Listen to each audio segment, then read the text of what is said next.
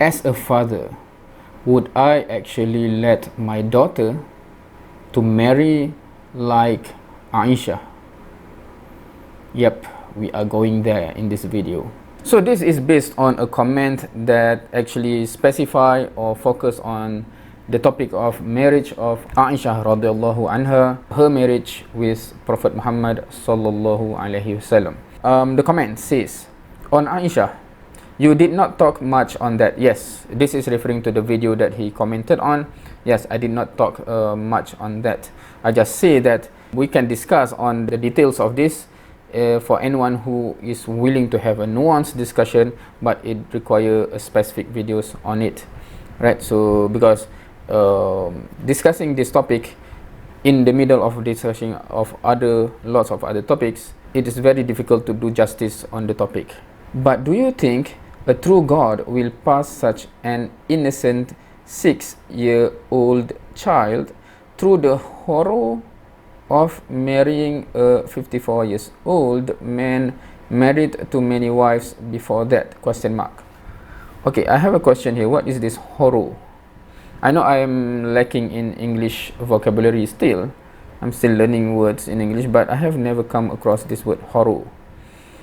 I'm assuming it is horror. That's my assumption based on the intention of my judgment of the intention of the writer. Forgive me if my judgment is wrong. I do not want to judge, but from the way you write this, it seems that you want to portray that the word is horror there. If the word is something else, please forgive me and please do correct me. I have no problem with that. But to discuss this, because horror is not a word, right? So we cannot discuss without understanding the statement. So there are several things about these words. One is horror. That is an assertion that you have based on all the text. Even if you want to say about the age of Aishah at the age of marriage, right?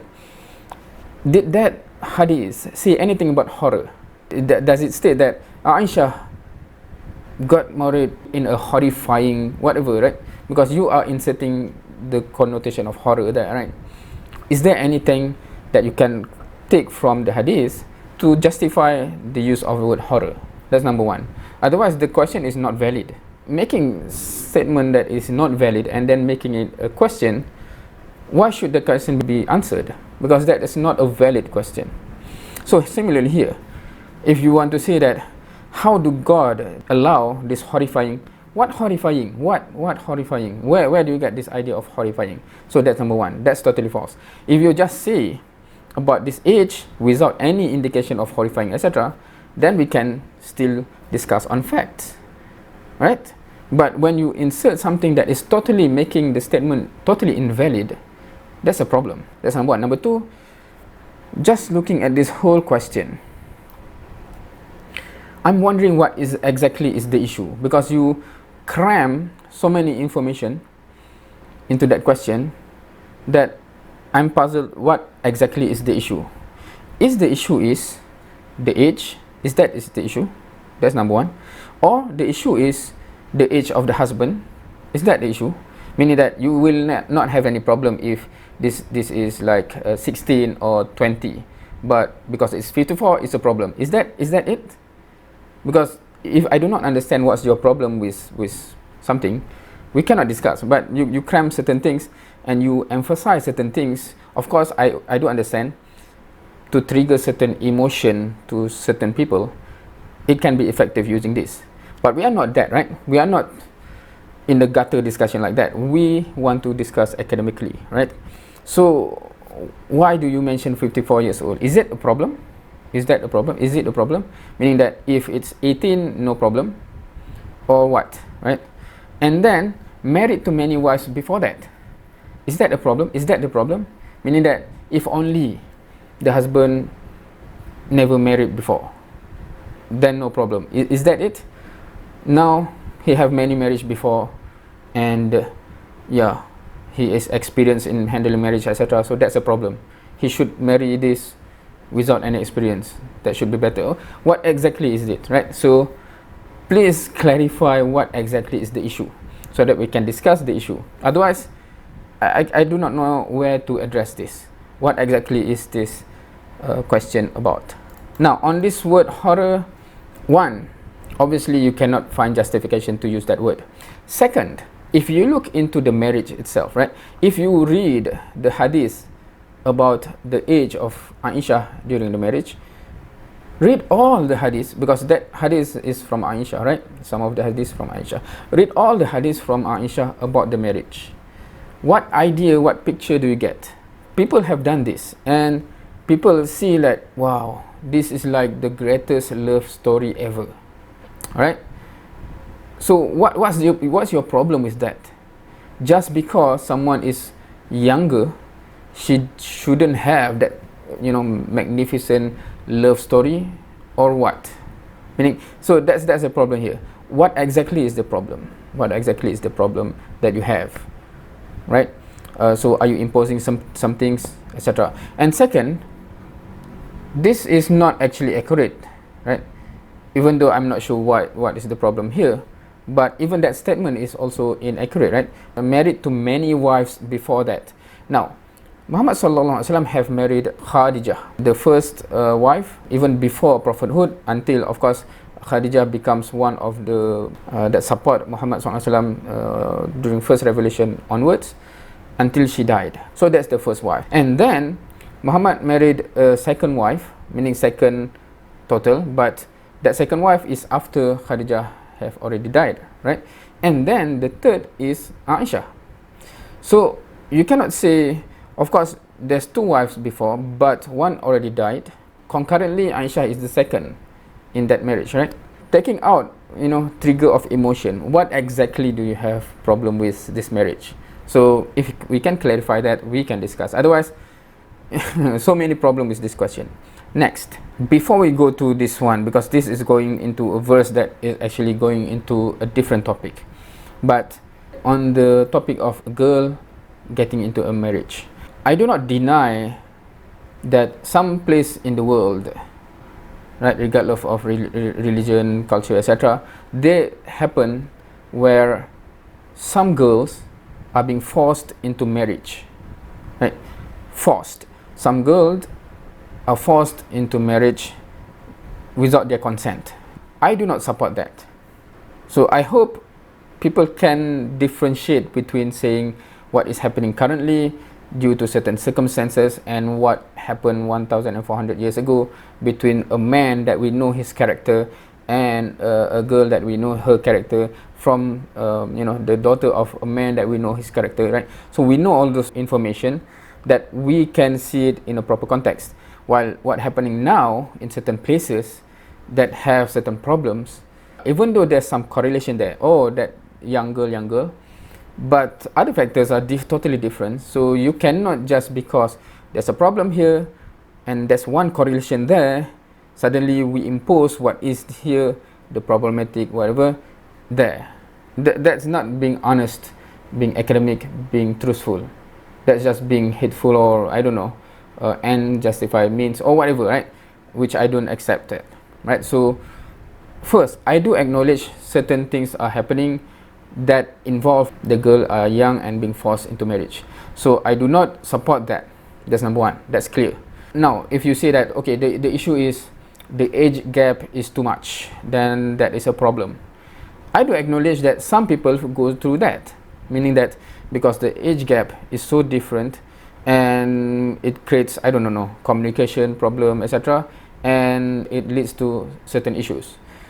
I accept that that can be a thing, but you cannot generalize that because of certain couples, certain marriage that have big age gap have certain problems, then every single marriage that have certain age gap being banned, etc., because it will definitely, so it shouldn't be treated like that. We have to be more nuanced on that. And if you go to the Prophet Muhammad SAW and Aishah, the marriage, is there any problem there? Even though there's the age gap, which is interesting in the marriage of Aishah and Muhammad SAW, right? If you just read the age, you would assume certain things based on what you see today, right? Or this kind of age gap, certainly there will be issue in the power dynamic, certainly gap in terms of communication. But if you read even Aishah, how she tells how the relationship is in the marriage, you almost forgot that age gap, right? Right? Meaning that the love story that you read, the notion of whatever you have with age gap, etc., you totally forgot about that. If you do not know the character, you just read through the stories, meaning that what happened between Aishah and Rasulullah sallallahu alaihi wasallam throughout the marriage, right? People may think that they are, of the same age. For example, although some hadiths, meaning when they race, etc., right? So some moments it becomes apparent that because Aishah is much younger than Rasul sallallahu alaihi wasallam, then at that age she won the race of racing. Now, about marrying many wives, I do appreciate and I do acknowledge that there are certain guy that practice polygamy, have multiple wives, that do not being just to all the wives. I know those kind of things happen in the world, and I do not support that. And Islam is very clear about that. If you read through Surah An-Nisa, the way you maneuver those kind of marriage is being explicitly guided in that surah. I know there are certain people, including Muslim, that practice polygamy, that do not observe what Allah has teach in the Quran. But Rasulullah SAW actually is the best of husband, and you can see, right? Of course, there's human factor in the relationship where between the wives there are episodes of one is jealous about the other, etc. So we can see that from hadith, for example, right? But how it is being managed, etc., and Allah guide, etc. So you cannot attach all the preconceived problems there. Again, this is just to re-emphasize, I'm still wondering what exactly is the problem that some people have with that marriage, right? What exactly it is. All right, moving on. And Ya Allah, so this is problem. What do you mean by Ya Allah? Because Allah is not ilah, right? It's not Rabb. Allah is the one true God, if you want to translate, right? The one true God. If ilah, you can translate as God. Rabb is your master, right? So if you say your master, yeah, because I submit to, right? But Allah is a term used by Muslim and non-Muslim alike, right? In the Jahiliyyah, in the time of Prophet Muhammad SAW, that term is already an established term. It is referred to the one true creator, the one that have power above all of this, right? So this is problem. But anyway, Allah also grants you permission in Surah 65:4 to marry children, defile them, and still divorce them as children. Okay, this is a problematic statement because this is absolutely not true. So I re-emphasize, what is mentioned here is not true.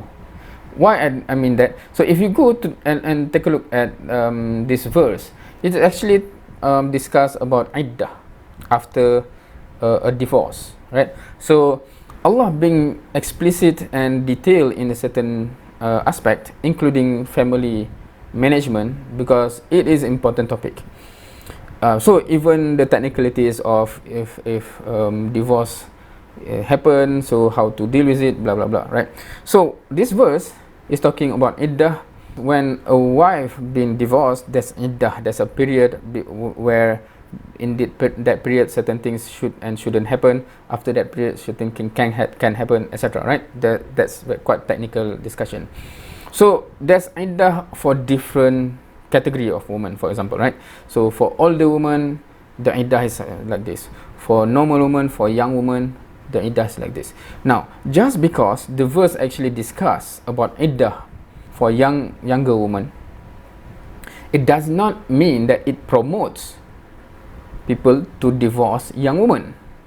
I hope you have this capacity to understand what is being discussed, and it does not mean something else.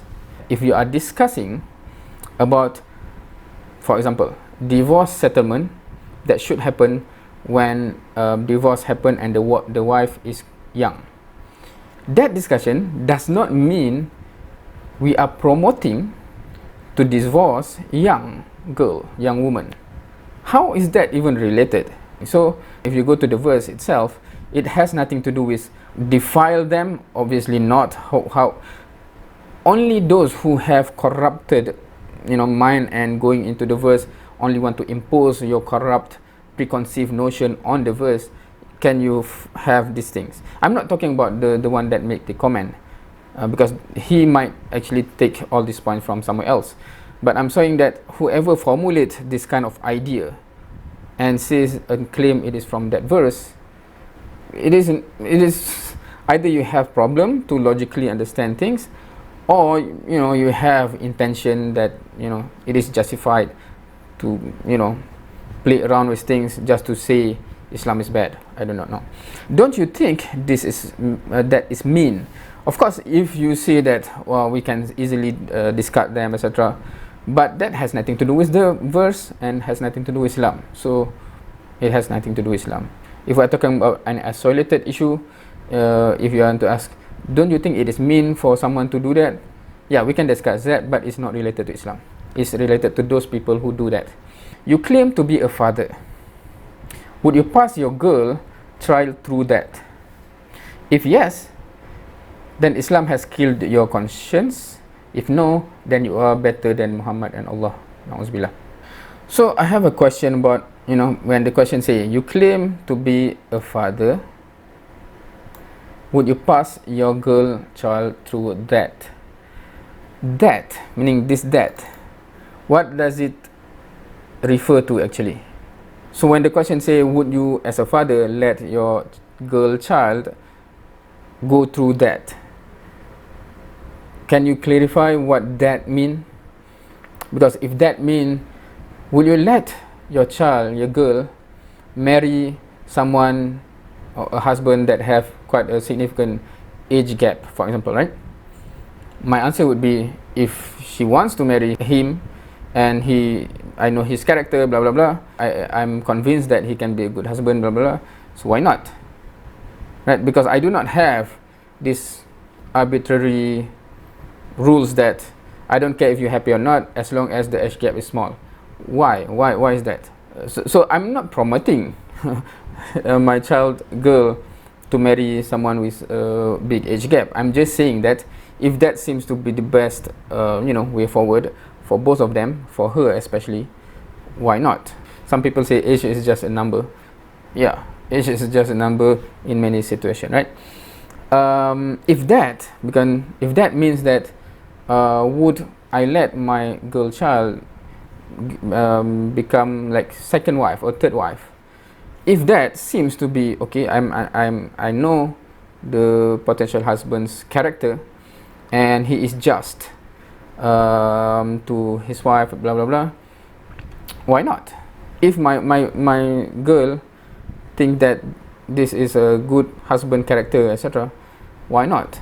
Of course, if you have the idea of forcing, I will not force, right? Because it will not meaning that forcing your daughter to marry is not something that a Muslim should do, because it's not good for the marriage, it's not good for her. Why would anyone do that, right? Yeah, so what is that, right? What is that? Now, going back, if you want to have a connotation about the verse 65:4, some people would still have the problem with, but that verse still somehow allow a young girl to be in a marriage. Now, when we say allow, what does it mean actually? So this discussion, I normally do not want to discuss this, because to fully properly explain it will be very long. Trying to make it short, if you are familiar with Surah An-Nisa, which center about taqwa and al-qist and adil, etc., right? Meaning that if you fear or if you are afraid you cannot do justice, right? If you are familiar, Muslims should be familiar with this, right? You can marry 2 and 3 and 4. If you fear or afraid yet you cannot be justice, cannot do justice, cannot be just, marry only one. So there's instruction there. So polygamy is allowed, but if you fear, meaning 2, 3 or 4, if you are fearful or if you are not confident that you can do justice to all of this, marry only one. So that's the instruction, right? That's the instruction.